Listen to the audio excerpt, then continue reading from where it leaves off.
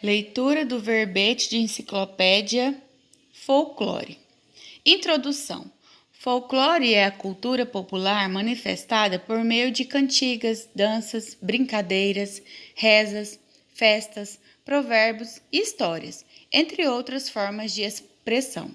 Costumes, gestos, superstições, culinária, artesanato e indumentária também fazem parte do folclore de um povo. Origem do nome. A palavra folclore vem do termo inglês folklore, que foi criado pelo antiquário e escritor britânico William John Thomas e utilizado por ele pela primeira vez em 22 de agosto de 1846. É por isso que o Dia do Folclore é comemorado em 22 de agosto. Folk significa povo e lore quer dizer saber. Ou seja, o folclore é o saber do povo.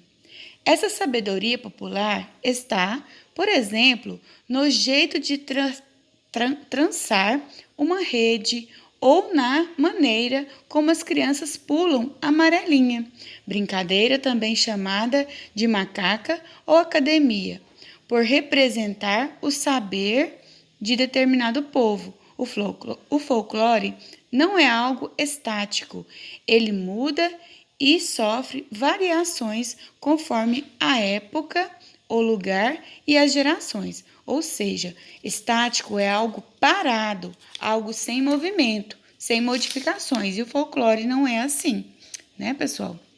No Brasil, o folclore brasileiro é principalmente uma mistura de bagagem cultural dos índios, dos portugueses e depois de outros europeus e dos negros. O Mamulengo, um teatro de bonecos popular do estado de Pernambuco, é uma versão brasileira das marionetes francesas, ou fantoches. Já o mulungo, um grande tambor, é um instrumento musical introduzido no Brasil pelos escravos africanos. A lenda indígena de Mani conta a origem da mandioca, bastante apreciada na culinária brasileira. As festas juninas, com suas fogueiras, bandeirinhas e comidas típicas, são uma homenagem a 3 santos comemorados no mês de junho: Santo Antônio, São João e São Pedro, e vieram com os imigrantes portugueses. Diversos artistas brasileiros se inspiraram no folclore para escrever poemas, compor músicas ou pintar quadros. O escritor Manuel Bandeira trouxe cantigas da infância para suas poesias, como em Acalanto, de John Talbot.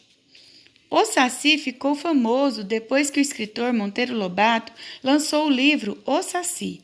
As bandeirinhas das festas juninas são muito presentes nos quadros do pintor Alfredo Volpi e temas do folclore ganharam destaque na obra musical do compositor Heitor Villa-Lobos, desde o berço. Já no berço, as crianças têm contato com manifestações folclóricas. No Brasil, por exemplo, quando adultos entoam cantigas de ninar, como Boi da Cara Preta, geralmente embalando o bebê, então estão introduzindo o recém-nascido no universo das canções folclóricas. Depois vem os brincos, que são ritmos musicais, muitas vezes acompanhadas de gestos, usadas para entreter as crianças. Um exemplo é o chamado dedo mindinho, que tem muitas variantes. Em uma delas, o adulto pega a mão do bebê e, apontando para cada um dos dedos, a partir do menor de todos, diz: mindinho, seu vizinho, pai de todos, fura bolo, mata piolho. Há ainda as cantigas de roda, as adivinhas, as parlendas, as quadrinhas os jogos populares e as histórias de bicho-papão, também conhecido como cuca, tutu, cobra, cabriola e mão de cabelo. Folclorista. Aqueles que se dedicam a estudar o folclore são chamados de folcloristas. Um dos maiores folcloristas brasileiros foi Luiz da Câmara Cascudo.